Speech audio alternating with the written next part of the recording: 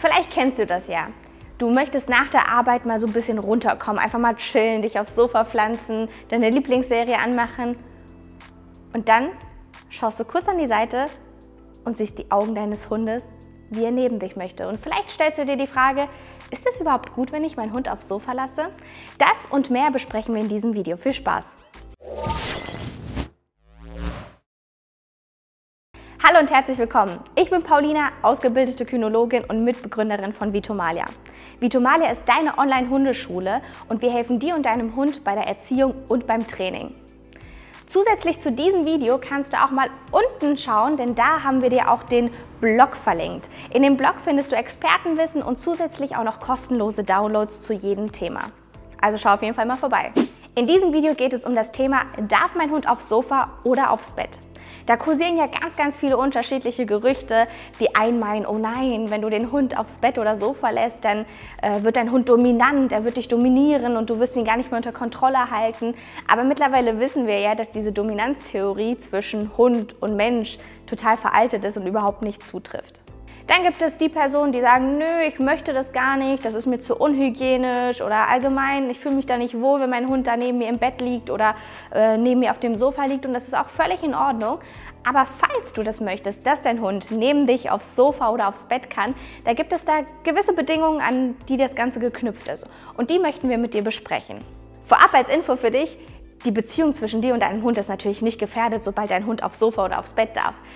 Das fängt schon viel früher an. Das heißt, sobald es Diskussionen auf dem Bett gibt oder auf dem Sofa gibt zwischen dir und deinem Hund, gibt es vielleicht schon so Grundlagen, die vorher nicht stimmen. Und darum soll es in diesem Video gehen. So, kommen wir jetzt aber eigentlich zum eigentlichen Thema, nämlich die Gefahren von Bett und Sofa und die damit zusammenhängenden Verhaltensweisen von deinem Hund. Denn es gibt tatsächlich Gründe, warum du deinem Hund das Sofa oder das Bett verbieten solltest. Und die haben mit gewissen Verhaltensweisen zu tun. Also hast du beispielsweise einen sehr territorialen Hund oder hast du einen Hund, der sehr stark alles einnimmt oder vielleicht auch dich als Menschen sehr beschützen möchte, dann sind das Dinge, wo es einfach keinen Sinn macht, den Hund wirklich aufs Sofa zu lassen, weil du das damit förderst. Und warum das so ist, das werden wir dir jetzt noch erklären. Eine Gefahr von Bett und Sofa ist, dass das beides Aussichtsplätze sind. Und Hunde lieben wirklich Plätze, wo sie ein bisschen höher sind, wo sie so auf alles runterschauen können und wo sie auch wirklich alles im Blick haben. Aber diese Aussichtsplätze sind halt auch Plätze, die nicht wirklich gut sind für Hunde, die sehr gestresst sind und auch sehr territorial sind. Für deinen Hund machen so Aussichtsplätze total Sinn und er findet das auch total super, weil er halt wirklich einen guten Überblick hat über alles. Und deswegen strategisch gesehen finden Hunde das super und sie nutzen das auch gerne aus. Für uns als Hundemensch ist das total blöd, denn dadurch stärken wir oder ja, unbewusst fördern wir das Territorialverhalten unseres Hundes und wir fördern auch Stress bei unserem Hund. Ein weiteres Risiko, wenn es um das Thema Sofa oder Bett geht, ist der Verfolgungswahn. So eine gesunde Beziehung zwischen dir und deinem Hund wird dadurch gekennzeichnet, dass ihr auch ja nicht ständig den Drang verspürt, einander zu folgen und vor allem, dass dein Hund nicht dir die ganze Zeit folgt. Denn unser Hund muss auch lernen, Abstand von uns nehmen zu können. Also, wenn du merkst, dass dein Hund dir die ganze Zeit in der Wohnung hinterherläuft, dann weißt du eigentlich, auch das ist stressfördernd, denn der Hund hat das Gefühl, er muss dir überall auf Schritt und Tritt folgen und das ist nicht gesund. Das Sofa oder das Bett sind deshalb problematisch, wenn es um diesen Verfolgungswahn geht und vor allem diesen ungesunden Verfolgungswahn, weil der Hund eigentlich dadurch nicht nur deine Nähe sucht auf Bindungsebene, sondern wirklich auf Kontrollebene. Also er möchte dich kontrollieren und wissen, wo du dich gerade aufhältst. Und dann tut ihm eben das Sofa oder das Bett nicht gut, weil er halt immer weiß, okay, mein Mensch ist da und ich bin bei ihm und ich habe das unter Kontrolle. In so einem Fall empfehlen wir dir auf jeden Fall ein ordentliches Deckentraining zu machen. Du kannst hier auch gut mit einem Kennel arbeiten oder mit einem festen Hundeplatz, wo du auch vielleicht deinen Hund anleihen kannst. Mehr dazu findest du aber in unserer Grundgehorsam. Eine weitere Gefahr ist das einnehmende Verhalten. Hunde kommunizieren nicht so wie wir verbal, sondern vor allem nonverbal durch ihre Körpersprache. Und da ist die Raumverwaltung ein sehr großes Thema.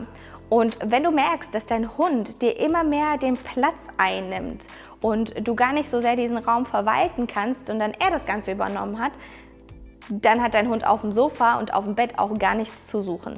Was viele nicht wissen ist, dass der Raum für unsere Hunde eine Ressource ist. Also es geht hier nicht nur um Objekte, sondern auch wirklich um ganze Zimmer, um Bereiche. Und wenn wir als Mensch nicht diese Ressource Raum verwalten, dann übernimmt ganz einfach der Hund diese Aufgabe und das wollen wir natürlich nicht. Deine Aufgabe als Mensch ist es also, dass du diese Ressource Raum zuteilst oder aber gegebenenfalls auch verwehrst. Also du kannst auch deinem Hund ganz klar sagen so, schau mal, hier gehörst du nicht rein oder das ist überhaupt nicht dein Ding, dieser Platz. Ganz genauso wie beispielsweise es bei uns die Küche ist, wo wir unseren Hund nicht reinlassen oder unsere Hunde nicht reinlassen. Es ist einfach ein offener Raum, aber trotzdem verwalten wir diese Ressource und sagen so, nein, das ist kein Bereich für dich. Genauso haben wir das beispielsweise mit dem Badezimmer oder wenn wir irgendwo hingehen, dann können wir das auch mal spontan, also nicht wirklich immer nur festgelegte Tabus in diesem Raum festlegen, sondern auch spontan sagen so, schau mal, ich bin jetzt hier und du hast hier jetzt gerade einfach gar nichts zu suchen. So, jetzt hast du natürlich viel gehört, wann es eine Gefahr darstellen könnte, dass du deinem Hund erlaubst, aufs Sofa oder aufs Bett zu gehen. Aber wie kannst du das eigentlich managen, dass du deinem Hund das Sofa oder das Bett aktiv freigibst? Und darum geht es jetzt. In der Hundeerziehung ist es total sinnvoll, gewisse Dinge einfach nach einem simplen Ampelsystem zu kommunizieren. Also, dass du unterteilst, was darf mein Hund nicht, bis wann darf er das. Teile das Sofa und das Bett einfach nach diesem Ampelsystem ein. Und hier, falls du nochmal auf den Blog schauen möchtest, da findest du dann auch den kostenlosen Download für dieses Ampelsystem, so dass du dir das besser einteilen kannst. Wenn dein Hund sich stark territorial verhält, dich ständig verfolgt, vielleicht dich einnimmt oder den Raum um dich herum einnimmt, dann solltest du das Bett und das Sofa wirklich bis auf Weiteres als Rot handhaben. Und deshalb erstmal immer verbieten, bis sich irgendetwas an dem Verhalten von deinem Hund ändert. Zeigt dein Hund aber keine dieser Gefahren oder du bist dir nicht so ganz sicher, ob das wirklich stark ist oder nur so leicht ist, dann kannst du das Ganze auch erstmal als Orange einteilen oder eben auch als Grün. Rot ist wirklich als Tabu zu verstehen und ist deshalb niemals erlaubt. Also weder zu Hause noch draußen, alles was mit Rot zu tun hat, darf wirklich niemals erlaubt werden. Das bedeutet, dass dein Hund einfach auf gar keinen Fall auf das Sofa oder eben auf das Bett darf und du das wirklich konsequent jedes Mal durchsetzen musst, dass falls er drauf geht, du ihn runterschickst. Und da sollte es auch keine Ausnahmen geben. Die orangene Kategorie ist die Kategorie, in die das meiste Verhalten eigentlich fällt, denn es ist so lange verboten, bis es explizit erlaubt wird. Und wir beispielsweise handhaben das Sofa und das Bett ganz genauso. Also bei uns sind es beides Tabubereiche, bis wir aktiv unsere Hunde einladen, wirklich aufs Sofa oder aufs Bett zu kommen. Ganz wichtig ist dabei halt auch, dass dein Hund nicht anfängt zu betteln. Also dieses typische, dann da so vor dem Sofa hängen und warten und ach, mir geht's so schlecht, mein Hundebett ist so unbequem, bitte lass mich doch hoch. Das sollte wirklich ignoriert werden, denn Hunde sind schon ganz schön clever. Sie werden schon merken, dass sie mit dieser Strategie gut vorankommen und gerade wenn sie dann Erfolg damit haben.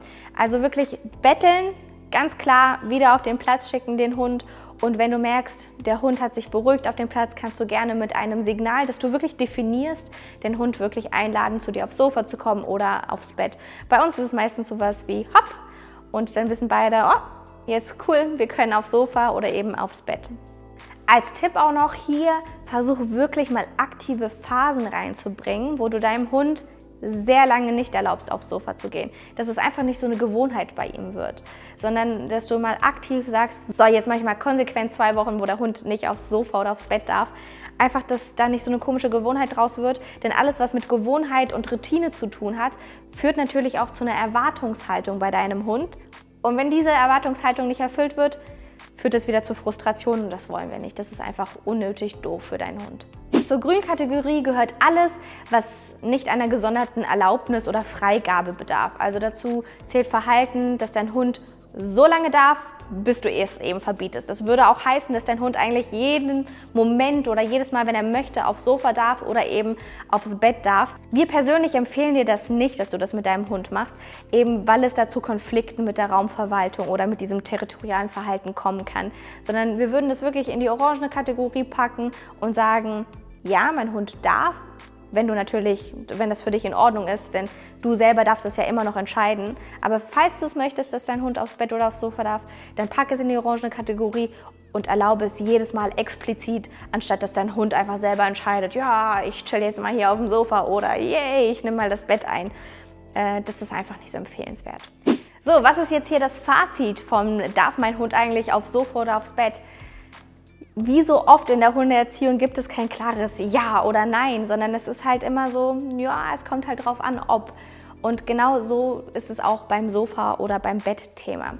Generell spricht nichts dagegen, dass du deinem Hund erlaubst, aufs Sofa oder aufs Bett zu gehen. Und es spricht auch nichts dagegen, wenn du sagst, ich möchte das auf gar keinen Fall. Aber wenn du deinem Hund erlaubst, aufs Sofa oder aufs Bett zu gehen, solltest du eben das Verhalten von deinem Hund gut beobachten und schauen, ob du da vielleicht nicht Problemverhalten bestärkst oder verstärkst, das du eigentlich gar nicht haben möchtest. Denn es sind so Kleinigkeiten, die wir damit aufbauen oder fördern, unterbewusst und damit eigentlich dem Hund viel mehr Stress bereiten und ihn viel mehr damit schaden, als dass wir ihm helfen. Also entscheide das Ganze nach dem Verhalten deines Hundes heraus, eben zwischen der grünen, orangenen oder roten Ampel. So, Frage an dich. Darf dein Hund aufs Sofa oder aufs Bett? Unterscheidest du da oder wie handhabst du das Ganze mit dem Sofa und dem Bett bei dir und deinem Hund? Das würde uns mal brennend interessieren. Schreib das unten in die Kommentare. Und falls dir das noch nicht reicht, schau gerne mal in unserem Expertenblog vorbei. Da findest du auch ein kostenloses Freebie und da kannst du eben das Ampelsystem für dich kostenlos downloaden. In diesem Sinne, halt die Ohren steif, immer der Nase nach und bis zum nächsten Video. Mach's gut, tschüss!